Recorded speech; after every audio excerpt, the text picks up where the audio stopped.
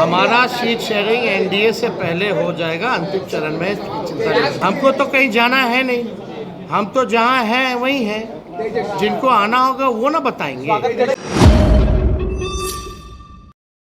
हमारे electronic media के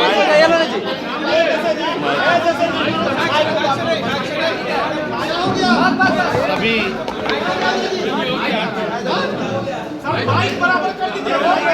हो गया, बराबरी है, बराबरी।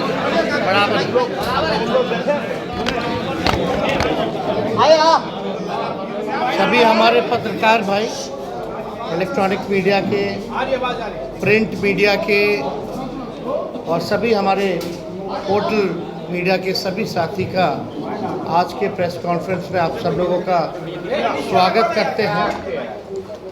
और आप लोग जानते हैं कि पूरे बिहार में हम लोगों ने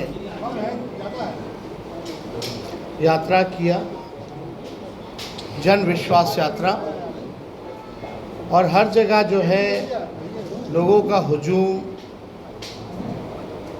जगह जगह भर रास्ते, चाहे दिन हो, रात हो, सुबह हो, शाम हो, लोगों का आशीर्वाद, प्यार और विश्वास और ताकत लोगों ने दिया। इसके लिए हम सभी बिहार की जनता को धन्यवाद देते हैं आप लोगों के माध्यम से। और मात्र 10 दिनों के अंदर, यानी आप समझिए कि पिछले माह के 22 तारीख को ही हम लोगों ने ये तय किया था कि रैली हम लोग करेंगे, और 3 तारीख को रैली की गई। यानी केवल 10 दिनों के अंदर जन विश्वास महारैली हम लोगों ने किया। रैली के दिन खराब मौसम के बावजूद भी लाखों लाख के तादाद में लोग जुटे। एक ऐतिहासिक और एक सफल रैली का आयोजन किया गया।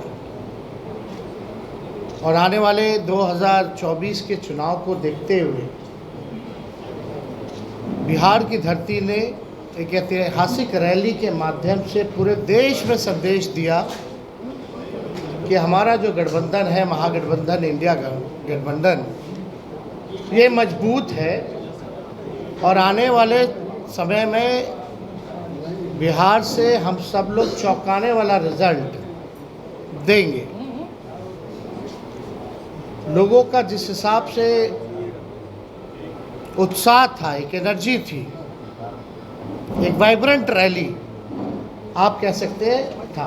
बारिश हो रहा था लेकिन सुबह से लोग डटे हुए थे। शाम में 4 बजे रैली ख़त्म हुई। कोई जो है मैदान से हिला नहीं। जितना मैदान में लोग थे उससे ज़्यादा सड़क पे लोग थे। तो एक ऐतिहासिक रैली हुआ। उन तमाम जनता को हम धन्यवाद देते हैं, सभी महागठबंधन के पार्टियों को, उनके नेताओं को, कार्यकर्ताओं को भी हम धन्यवाद देना चाहते हैं इस सफलता के लिए। और आने वाला जो चुनाव होगा, साफ तौर पे जो हम लोगों ने लकीर खींची है, हम लोगों ने जिस हिसाब से 5 लाख नौकरियां, बहालियां निकाली हैं, नियुक्ति पत्र लाखों में बांटने का काम किया मात्र 17 महीनों में, आरक्षण की सीमा बढ़ाई गई, नियोजित शिक्षकों को राजकीय कर्मी का दर्जा देने का निर्णय हम लोगों ने कैबिनेट से लिया। स्वयं सहायता समूह, चाहे जीविका दीदी हो, आंगनबाड़ी महिला हो, तालमी मरकज़ हो, विकास मित्र हो, टोला सेवक हो, आशा दीदी हो, ममता दी हो, सभी लोगों के मानदेय को बढ़ाने का निर्णय इन 17 महीनों में हम लोगों ने किया।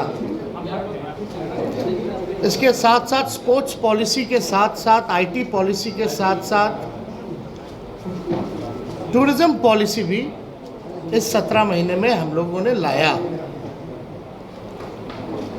जो खिलाड़ी स्पोर्ट्स पॉलिसी के तहत हम लोगों का था कि भाई जो खिलाड़ी मेडल लाएंगे, बिहार का, देश का नाम रोशन करेंगे, उनको भी हम लोगों ने नौकरियां दी।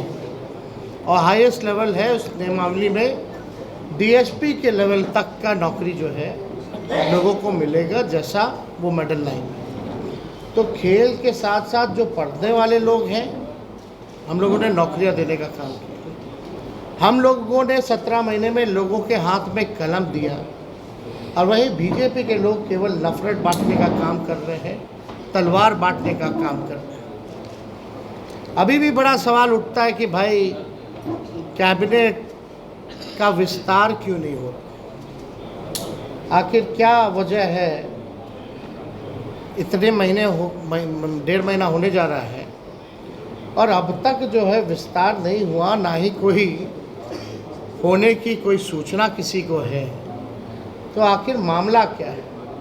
खैर ये सरकार में बैठे लोग जवाब देंगे, इस पर ज़्यादा हमको टिप्पा टिप्पणी नहीं करना है। लेकिन सवाल उठता है कि ये सरकार बनी है केवल हम लोगों को गाली देने की। कोई भी एक निर्णय जो है ये सरकार ले नहीं पा रही है। जिस हिसाब से हम लोगों ने 17 महीने में निर्णय लिया, ऐतिहासिक निर्णय लिया, जाति आधारित गणना कराया, आरक्षण की सीमाएं जिस हिसाब से बढ़ाई, नौकरियों की बात करते थे, डेढ़ रात बजे जाकर के अस्पताल में हम लोग छापा मारते थे। तो कहीं भी जो मौजूदा सरकार में लोग जो बैठे हैं उनका इंटरेस्ट जो है केवल लालू जी और उनके परिवार को गाली देने में ही है। 1-1.5 महीना से कोई काम नहीं हो रहा, और जो बजट भी आया वो बजट में हम ही मंत्री लोगों का साइन था। जो केवल भाजपा के वित्त मंत्री जो हैं वो पढ़े, वो हम ही लोगों का काम का गुणगान जो है वो लोग कर रहे थे। ये बजट में देखें तो कैबिनेट में सबसे ज़्यादा मंत्री राष्ट्रीय जनता दल के कोटे के थे, कांग्रेस के थे। तो हम ही मंत्रियों का साइन जो हम ही लोगों ने भेजा। खैर ये बातें अलग हैं, लेकिन हम लोग पूरी मजबूती के साथ आने वाले चुनाव में हम लोग लड़ेंगे और बिहार से हम लोग चौंकाने वाला रिजल्ट हम लोग देंगे। तो इसीलिए आप सब लोगों को हम आज बुलाएं ताकि आपके माध्यम से हम लोग बिहार की जनता को धन्यवाद दें। चाहे कोई वर्ग के हो, कोई जाति के हो, कोई धर्म के हो, सभी लोगों का पार्टिसिपेशन इस रैली में रहा। तो इसलिए आप सब लोगों को भी यहाँ धन्यवाद देते हैं। और कोई सवाल होगा तो आप लोग बेशक पूछ सकते हैं। एक सवाल है, आप कहते हैं कि आप कलम बांटने का काम करते हैं और भाजपा वाले तलवार बांटने का काम करते हैं, लेकिन इंडिया ब्लॉक के एक नेता हैं ए राजा, उन्होंने कहा है कि भारत एक देश नहीं है, और अगर ये एक देश है तो एक भाषा और एक परंपरा ये होनी चाहिए। और उन्होंने आगे बढ़ने के बाद ये भी कहा कि रामायण में वो भरोसा नहीं रखते हैं और राम सही नहीं है। ये उनका व्यक्तिगत बयान है, ये हम लोग सीट शेयरिंग कब तक होगा सर? हमारा सीट शेयरिंग एनडीए से पहले हो जाएगा, अंतिम चरण में चिंता नहीं। चिराग पासवान आपके साथ आएंगे सर?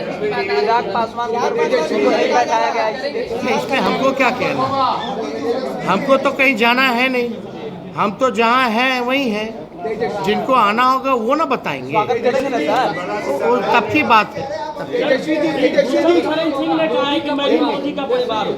ब्रिजभूषण शरण सिंह जितने महिलाओं का शोषण का आरोप है, उन्होंने भी कहा कि मैं भी मोदी का परिवार हूँ। अब देखिए, अब इस पे ज़्यादा कुछ तो हम नहीं कहेंगे, लेकिन हम इतना ज़रूर कहेंगे 80 करोड़ गरीबी से करते हैं हाहाकार, 100 करोड़ बेरोजगार, 120 करोड़ महंगाई से लाचार, दुखी सब परिवार फिर भी कहते हैं उनका परिवार। दोबारा हम पढ़ देते हैं, 80 करोड़ गरीबी से करते हाहाकार, 100 करोड़ बेरोजगार, 120 करोड़ महंगाई से लाचार, दुखी सब परिवार फिर भी कहते हैं उनका परिवार। मतलब मुद्दे की बात होनी चाहिए। पिछले बार चौकीदार हो गए थे, अब जो है परिवार हो गए हैं।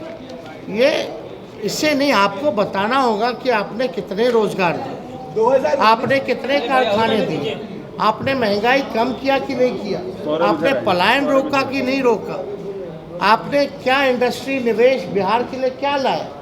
आपको इस मुद्दों पर जो है कितनी गरीबी आपने हटाने का काम किया, आपको इन मुद्दों पर जो है लोगों को बात करनी चाहिए।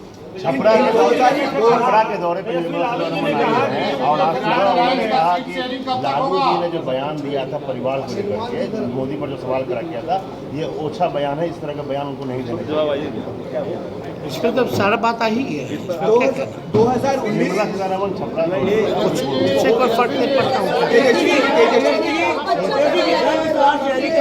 रोहिणी आचार्य भी दिखी, क्या आने वाले लोकसभा चुनाव में वो भी 2019 में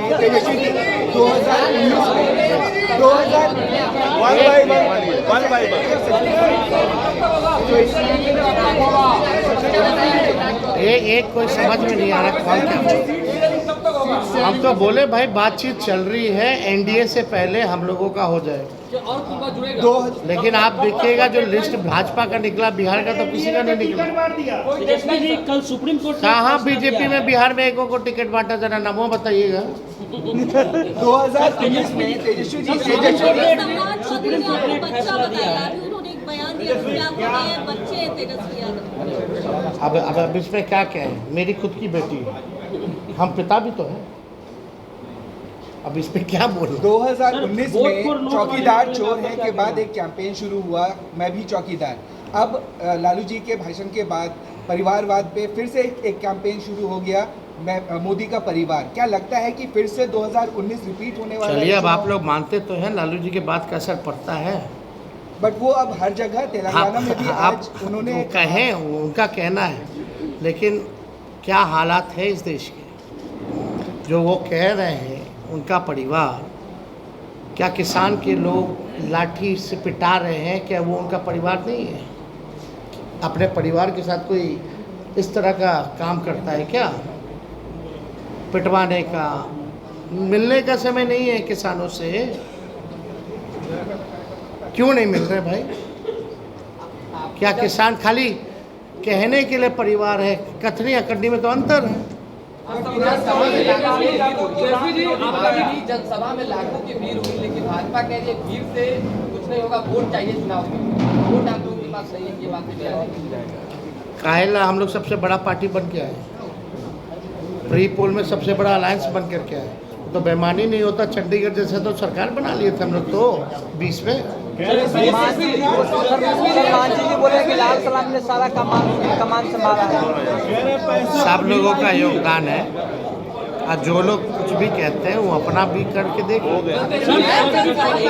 सुप्रीम कोर्ट ने कहा अब लास्ट वोट फॉर नोट का मामला सुप्रीम कोर्ट ने कहा है कि आज जो 4 विधायक हैं उस पर कार्रवाई होगी, क्योंकि सुप्रीम कोर्ट ने कहा कि वोट फॉर नोट के मामले में पार्टी कार्रवाई कर सकती है। नहीं, इसमें हम लोगों ने लिखित में हमारे सचेतक ने और हमने खुद भी स्पीकर महोदय को हमने लिख करके दिया है, तो निर्णय, क्योंकि कानून तो है और इसमें एविडेंस भी है, और एविडेंस आप सब लोगों ने देखा ही था। कोई भी उधर का इधर आके नहीं बैठा, जो कुछ लोग थे इधर के ही उधर जा कर के बैठे, ये तो सबसे बड़ा एविडेंस है। और परंपरा के हिसाब से वोटिंग के टाइम में जिसको जहां सीट अलॉट होता है उसको वहीं बैठना पड़ता है, तो इतना बड़ा सबूत है। तो हम तो लिख करके दिए हैं, कार्रवाई तो होनी चाहिए। अब अगर कुछ निर्णय नहीं ले पाते हैं स्पीकर महोदय, तो हमारे पास रास्ता खुला हुआ है। खुद कह दिया तो स्पेसिफिकली हम लोग जाकर के फिर लाएंगे। अब तो कम से कम स्पीकर साहब को निर्णय ले लेना चाहिए ना।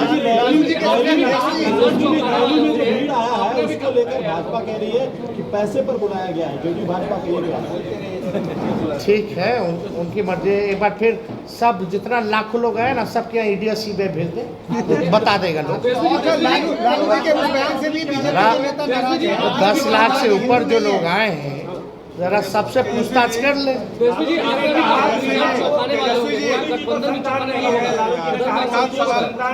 और वो हिंदू नहीं है। हिंदू नहीं है, जब लालू जी ने ये कहा तो उस पर भी नाराज है बीजेपी के नेता। और वो हिंदू आपको एक बात समझना पड़ेगा। सवाल ले, हाँ पूछिए। जैसे लालू जी ने बयान दिया हिंदू नहीं है, उनको संतान नहीं है। एक बीजेपी में कैंपेन शुरू हुआ कि मैं मोदी परिवार, फिर हिंदू हैं कि नहीं उसको लेकर के उन्होंने कुछ वीडियो जारी किया, कहाँ कहाँ उन्होंने पूजा और राम मंदिर। क्या लगता है 2024 में जो ये एजेंडा सेट हुआ उसमें लालू ने ही मदद किया कि हिंदू, राम मंदिर और परिवार? कोई ये आपकी सोच है। मुद्दा साफ यहाँ खड़ा है, गरीबी, बेरोजगारी। ये क्या है?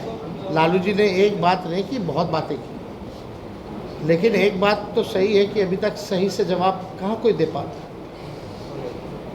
इस पे हम ज़्यादा टिप्पा टिप्पणी नहीं करना चाहते हैं। हम लोग भी सब परंपरा को मानने वाले लोग हैं, हम लोग भी हिंदू हैं, हम लोग भी पूजा पाठ करते हैं, हमारे घर में भी मंदिर है, सुबह शाम वहाँ आरती होती है।